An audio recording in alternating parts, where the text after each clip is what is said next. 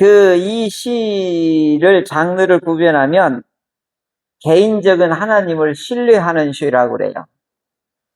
그래서 여기 138편, 지난주부터 145편까지가 다윗이만 모아놓은 이 5권의 마지막 부분에 묶음시예요, 다윗의, 그러니까 다윗의 시집이에요. 다윗의 시집 중에 이 138에서 145편 중에 오늘 139편이 최고로 멋있는 시고 최고로 유명한 시래요. 거기다 이렇게 써놓으세요. 최고로 유명한 시. 이렇게 써놓으세요.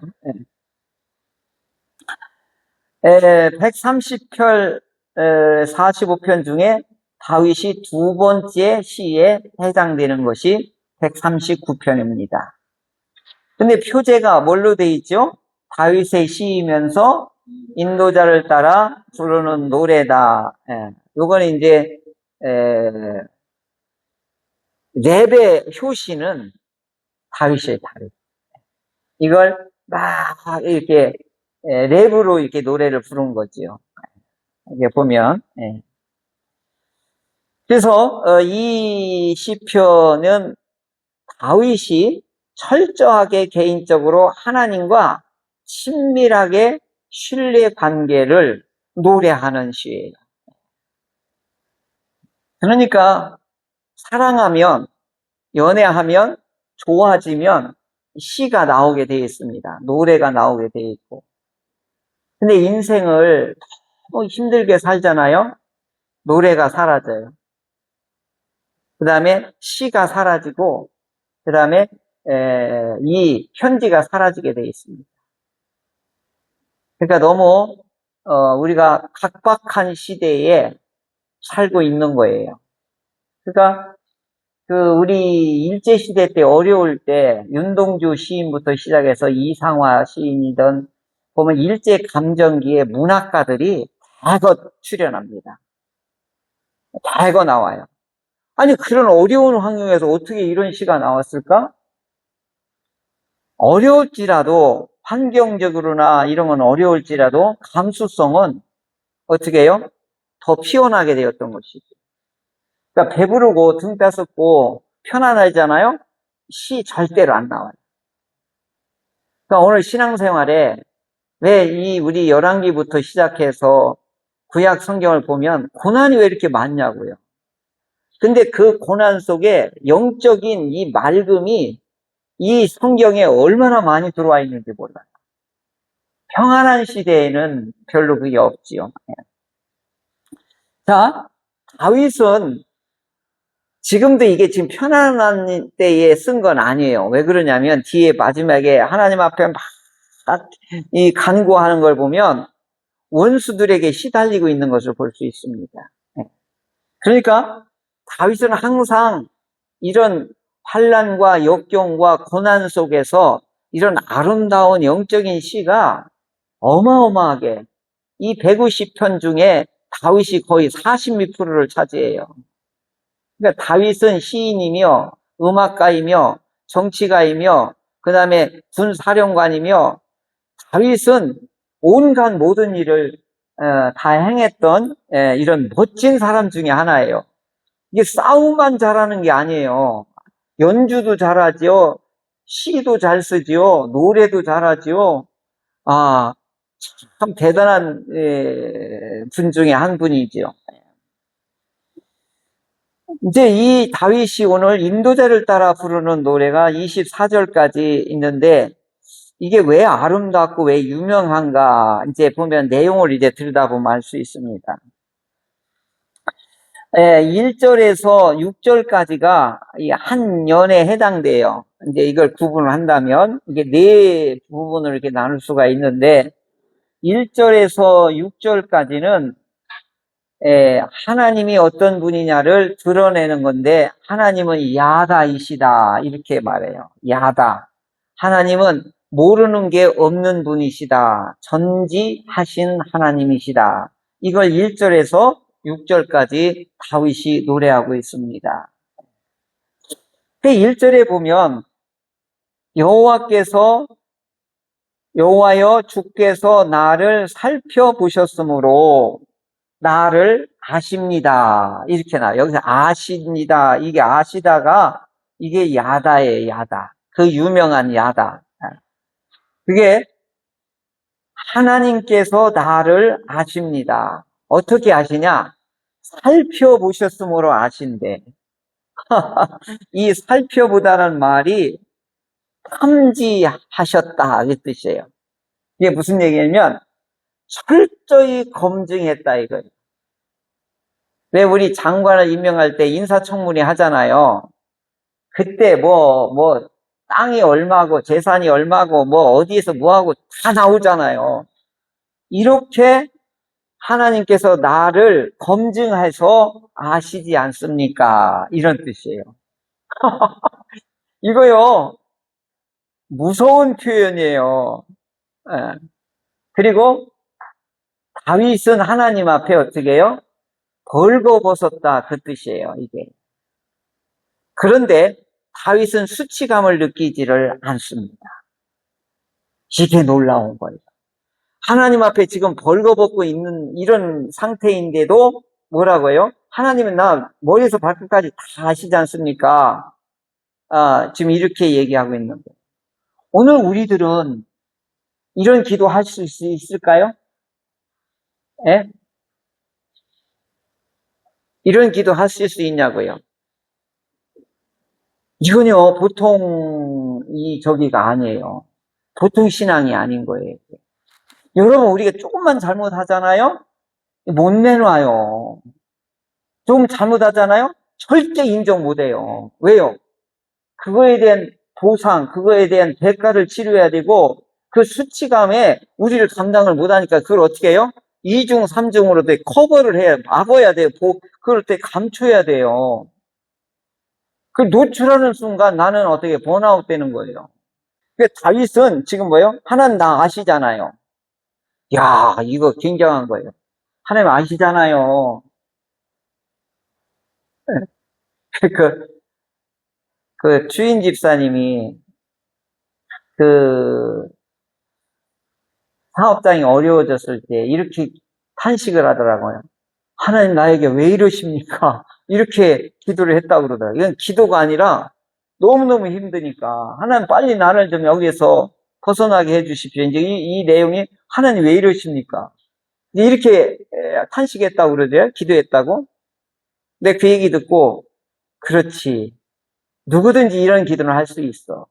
근데 다윗은 뭐라고 그러죠? 하나님 아시잖아요. 이게요. 하나님 왜 이러십니까? 하고 하나님 아시잖아요. 이게 굉장한 어떻게 보면 대조가 되는 이 태도이죠. 여러분 어디에 지금 더 가깝습니까? 한번 동시에 한번 해볼까요? 시작. 아시지요? 하나님 왜 이러십니까? 이거 한마디씩 한다고요. 화장실 가서 하나님 왜 이러십니까? 아프고 힘들고 어렵고 그래봐요. 하나님 왜 이러세요? 나를 죽이려고 그러십니까? 이게 나온단 말이에요. 그런데 다윗은 뭐라고 하죠? 하나님 아시잖아요. 1절이 어마어마한 이게 공언을 하고 있는 거예요. 그 다음에 뭐예요? 2절 뭐라고 그러죠? 앉고 일어서고 이것도 아시잖아요. 멀리서도 나의 생각을 밝히 아시오며 나의 모든 길과 눕는 것을 다 검증해 보셨잖아요. 나의 행위도 다 익히 아시잖아요. 내 혀의 말을 알지 못하는 것이 하나도 없잖아요. 내가 지금 뭔 말 할 것까지도 다 아시잖아요. 지금 이렇게 공언을 하고 하고 있습니다. 그러니까 이 원칙을 여기서 진술하고 원칙을 설명하고 그 다음에 원칙을 이제 자기한테 적용하는 게 1절에서 6절까지 지금 하고 있는 것입니다. 근데 여기서 보면 앉고 일어선다는 표현이 있지요. 앉고 이것은 야사부인데 내 개인 생활을 이 다윗의 개인 생활을 아시잖아요. 이렇게 하고 일어서는 거, 이게 일어서라 할 때 달리다 쿰 할 때 쿰이거든요. 이건 사회생활을 말하는 거예요. 그러니까 내가 개인 생활과 사회생활까지도 다 아시잖아요. 이 얘기를 하고 있는 거예요. 그러니까 이걸 총칙용법이라고 이걸 어려운 말로 그래요. 그러니까 앉고 일어서는 거, 이걸 개인 생활과 사회생활을 요 두 마디로 해서 삶의 전체를 표현하는 방법이 이게 총칙용법이라고 그러더라고요. 그 다음에 나의 길, 눕는 것, 또 여기서 또 나오죠? 그러니까 이거요. 나의 모든 길과 내가 눕는 것을 다 살펴보셨잖아요. 이렇게 하죠. 이게 나의 길, 이게 데라카이도 이게 공적인 사회생활을 하는 걸 봤잖아요. 직장 생활하는 거 봤잖아요. 사회생활 하는 거 봤잖아요. 그 다음에 안 믿는 사람 틈에서 내가 지내는 거 봤잖아요. 이 얘기예요. 그 다음에 눕는 것, 이걸 라바라고 하는데 이건 아주 은밀한 사적 생활이에요. 여러분, 구약 성경에 눕다, 이게 굉장히 많이 나오거든요. 이게요, 요법이에요. 이게 충청도식이라면 고맥락 문화예요. 이게 무슨 뜻이냐면, 눕는다라고 하는 이 라바라는 뜻은 아주 은밀한, 이게 부부 관계, 성생활, 이걸 얘기하는 거예요. 그 엘리에셀이 아브라함의 종 엘리에셀을 며느리감을 가서 내 고향에 가서 데려오라 이 사명을 줄 때 이 손을 아브라함의 허리에다가 손을 놓고 맹세하라고 그러잖아요. 이것도 완공요법이에요. 당시에 이거 굉장히 중요한 맹세를 할 때 생식기에 대고 하는 거예요. 근데 이걸 그렇게 말할 수가 없잖아요. 그러니까 뭐라 그래요? 허리에다 이렇게 표현하는 거예요. 여기서 눕다라고 하는 말은 뭐예요? 그러니까 오늘 우리 말도 그러잖아요. 같이 잤어? 이게 뭐예요? 같이 잤어라고 하는 말이 드라마나 어디를 보면 영화를 봐도 뭐예요? 남녀의 관계를 했느냐를 이렇게 표현하는 거잖아요. 그러니까 여기 하나님 다윗이 그러니까 내가 은밀하게 이렇게 개인 생활하는 것까지도 하나님은 다 하시잖아요. 그러니까 지금 다윗은 위주할, 고주할 다 하나님 앞에 지금 얘기를 하는 거예요. 야, 이 다윗이 굉장히 투명한 사람이에요. 그러니까 하나님하고의 관계가 다윗은 뭐예요? 막히면 죽는 거예요. 숨기면 죽는 거예요. 이게 뭐냐면 오늘 낮에도 설교했지만 회개하라라고 하는 건 뭐예요? 하나님 관계로 어떻게 해요? 투명하게 들어오라는 거예요. 이게 굉장한 초청장이거든요. 이게 굉장히 우리에게 부담감 주는 말이 아니에요. 초청장이에요. 이게 하나님께 간격이 났던 거, 멀어졌던 걸 어떻게 해요? 예수님으로 인하여서 어떻게 해요? 하나님께 가까이 돌아오라는 이게 청신호 초청장이거든요.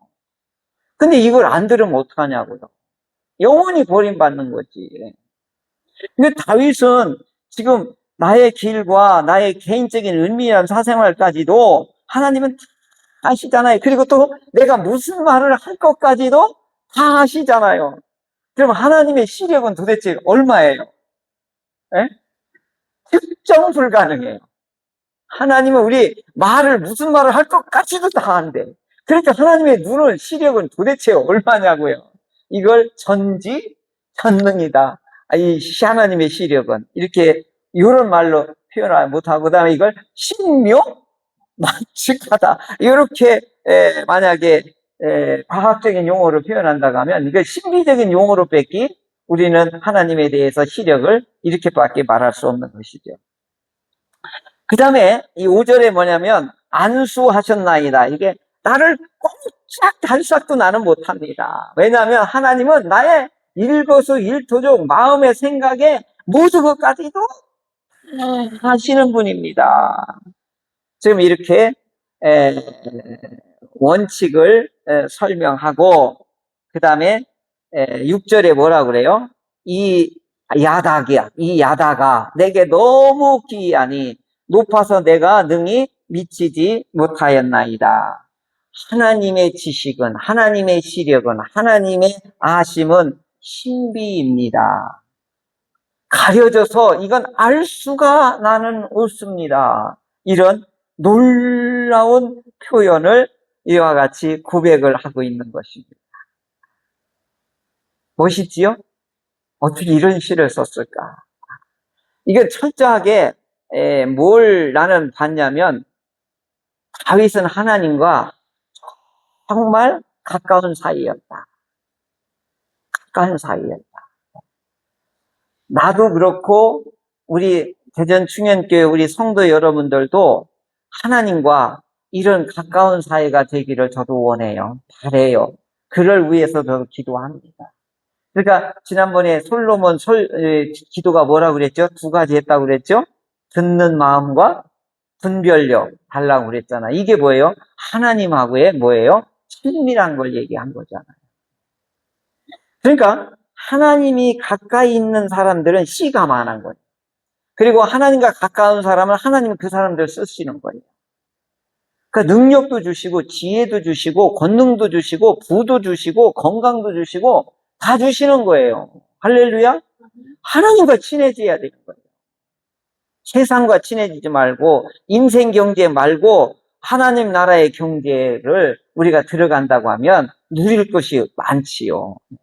그러니까 다윗은 뭐예요? 하나님 아시지요. 이렇게 이게 기가 막힌 표현이에요. 하나님 아시지요. 왜요? 이런 기도 많이 하잖아요. 그죠? 아시지요. 아시지요. 우리 어머님들 아우 힘들고 막 그러면 가서 철야기도 하면서 한 기도가 뭐예요? 하나님 아시지요. 아시지요. 이것만 하는 거예요. 그럼 하나님 다 아시는 거예요. 그 다음에 이제 7절부터 이제 12절까지가 이 언제 무소부재하신 하나님을 노래하고 있는 거예요.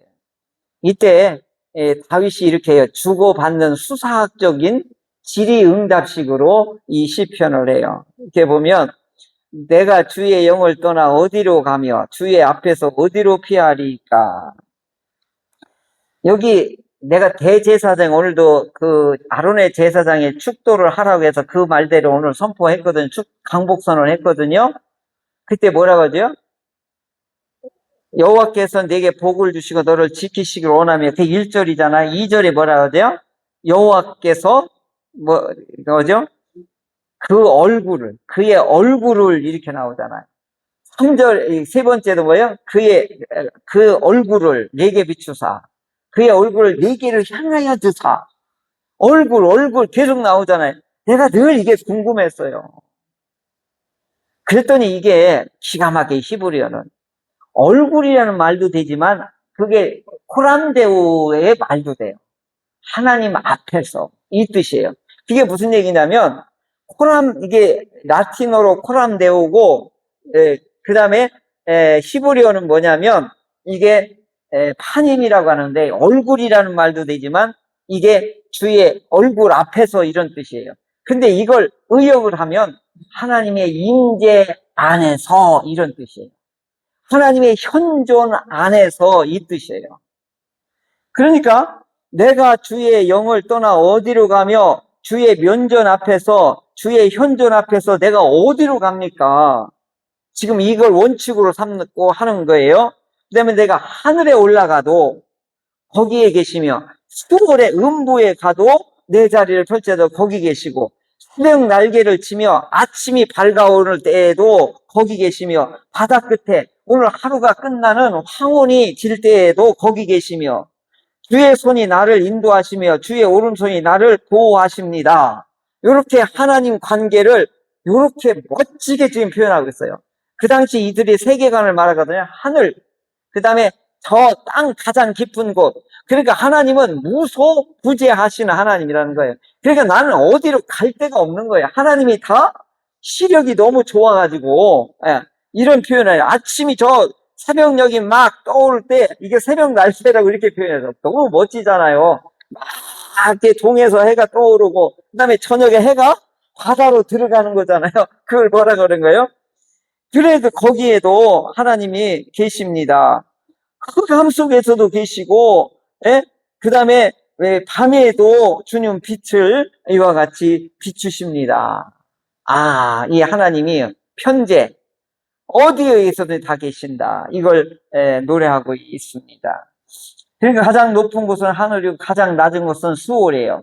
그 높은 데도 계시고 낮은 데도 계시다. 수직적 차원을 말하는 것이고, 그 다음에 새벽 날개 치는 곳, 바다 끝에라고 하는 건 이거 수평적인, 그러니까 위에서부터 아래까지, 옆에서부터 끝까지 십자가 같이 이렇게 표현하고 있습니다.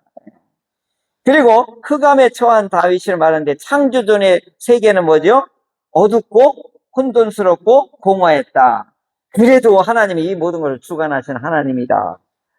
여기까지 다윗은 꿰뚫어 보고 있는 거예요. 하나님의 이 인격이나 하나님의 존재 증명을 이렇게 노래하고 있는 거예요. 그 다음에 13절에부터는 이제 18절까지 하나님의 창조하심을 고백하고 있는 거예요. 13절에 뭐죠? 뭘 지었다고 그래요? 나 이게 번역이 조금 너무 음식점 같은 거예요. 내 내장을 지으시고, 이거 시적인 용어로 하면 내 콩팥을 지으시고 이렇게 번역하면 얼마나 이뻐요? 내장보다는 콩팥, 원어는 콩팥이에요.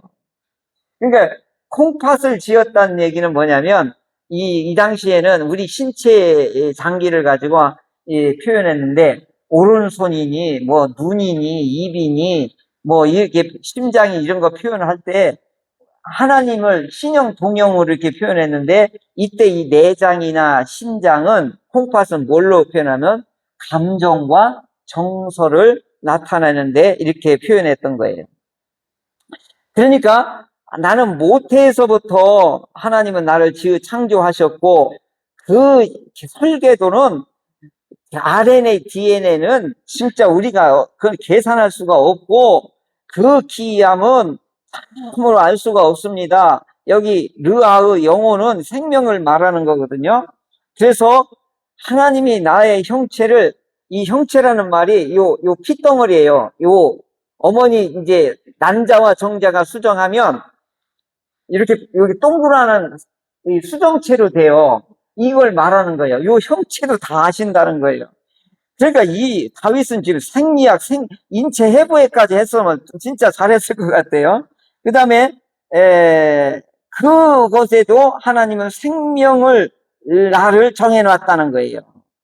그러니까 이 하나님의 이 창조 능력은 우주의 별과 바다의 모래같이 그렇게 참으로 신묘막측합니다. 하나님은 창조자이십니다. 라고 이 하나님의 창조와 그리고 내가 지음받은 이 신비를 이렇게 지금 노래하고 있습니다. 그 다음에 이제 형체라는 말이 나오는데 이건 이제 뼈를 얘기하는 것이고 주의 생각과 나의 생각은 어마어마하게 차이가 납니다. 내가 깰 때에, 내가 구원받을 때에 하나님의 자녀가 되었다는 것을 깨달았을 때에 하나님은 여전히 나와 함께 계셨습니다. 이게 기가 막힌 표현이에요.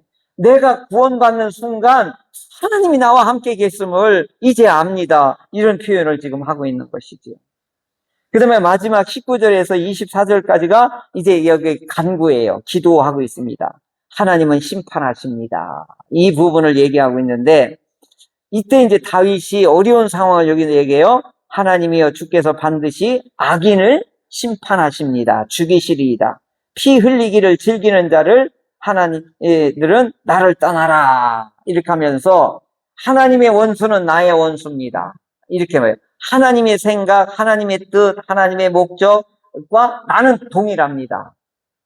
어떻게 이렇게 당당하게 이렇게 얘기할 수 있냐고요. 그러니까 내가 주를 미워하는 자들을 나도 결코 용납하지 않습니다. 나도 미워합니다. 21절에 이렇게 하고 나는 그들을 심히 미워합니다. 하나님의 감정에 자기 감정을 어떻게 해요? 이입을 시키고 있는 것이죠. 그러면서 23절, 24절에 뭐라고 그러죠? 같이 읽어볼까요? 시작. 하나님이여 나를 살피사 내 마음을 아시며 나를 시험하사 내 뜻을 아옵소서. 내게 무슨 악한 행위가 있나 보시고 나를 영원한 길로 인도하소서. 아멘. 여기에 세 사람이 등장해요. 하나님을 이제 인격으로 한다면 하나님, 다윗, 그리고 제3의 악한 자, 이 세 주인공들이 이렇게 나타나는데 나는 원수하고는 거리를 두게 해 주십시오. 이 얘기를 하고 있는 거예요. 그 직장 생활이 굉장히 어려워요. 그리스도인들에게는. 괜히 미워해요. 왜 그러냐면 그리스도인이 정직하게 살아야 되니까. 근데 세상 사람들은 정직하게 안 살아요. 그러니까 얘들이 꺼리 끼는 거예요. 이게 이제 우리 박 집사, 진짜 그 여선생들이 많은 데서 하려니까 그렇게 음해하고 막 고자질하고 막 안 한 걸 막 이렇게 해가지고. 근데 이번에 너무너무 내가 이 일을 계속 해야 되느냐 할 정도로 어려웠다고 그래요. 그 아픔을 얘기를 하더라고, 이번에. 근데 그 원장 선생님이 딱 파악을 하고 있대요. 박 선생님은 지금 잘하고 있는데 저 여선생들이 문제가 있는 걸 제가 알고 있습니다. 그렇게 얘기해요. 자기는 가서 이 선생들이 나를 음해하고 거짓 막 선동하고 그렇게 했다고 자기는 입으로 발설을 안 했다는, 그냥 참고 견뎠다는 거예요. 근데 위에서 본 줄 알고 있었다라는 거예요. 근데 한 예지만 우리 직장 생활을 하는 분들은 크리스찬이기 때문에 안 믿는 사람은 괜히 싫어하는 거예요. 다윗은 이걸 뭐라고 하냐면 이걸 피 흘리기를 즐기는 자 악인이라고 이렇게 표현해요. 하나님 마음이 내 마음이고 하나님의 감정이 내 감정입니다. 하나님이 싫어하는 자는 나도 싫어합니다. 이러니까 어떻게 해요? 원수들은, 안 믿는 사람들은 그리스도인들이 싫은 거예요. 왜냐하면 자기가 드러나기 때문에. 오늘 우리 성도들이 예배당에서는 거룩하고 이렇게 멋지게 있는 모습이지만 현장에 가보면 온갖 어려운 일을 왜 안 겪겠냐고요. 그래서 내가 오늘도 그런 기도를 했어요. 주의 성도들이 세상에 나가서 그런 음해나 그런 박해나 여기서 하나님 보호해달라고, 이게 기도가 저절로 되더라고요. 그러니까 오늘 우리들은 정직하게 살려고 하는데 아주 괴로워하고 힘들어 해야 되는 거지요. 근데 어떻게 해요? 하나님의 힘을 받고 하나님 보호를 받아야 돼요. 세상을 어떻게 이겨요? 하나님이 그들을 손을 봐줘야 돼요. 그러니까 오늘 내가 하려고 하지 말고 이런 어려운 일을 당하면 어떻게 해요? 이 다윗처럼 하나님이요, 아시잖아요. 하나님이 아시잖아요. 하나님이 손을 봐주셔야지. 하나님 마음이 내 마음이고 하나님의 뜻이 내 뜻입니다. 이 다윗은 이렇게 하면서 어떻게 해요? 하나님께 보는 걸 맡기는 거죠. 그러면서 뭐죠? 영원한 길로. 이게 뭐냐? 하나님의 계명의 길, 하나님의 타당한 길로 나를 보호하고 인도해 주십시오. 마지막 간구가 이렇게 두고 있죠. 악인에게는 거리를 두시고 하나님하고 나하고는 거리를 두지 마십시오. 이게 다윗의 마지막 기도가 되고 있는 것이죠.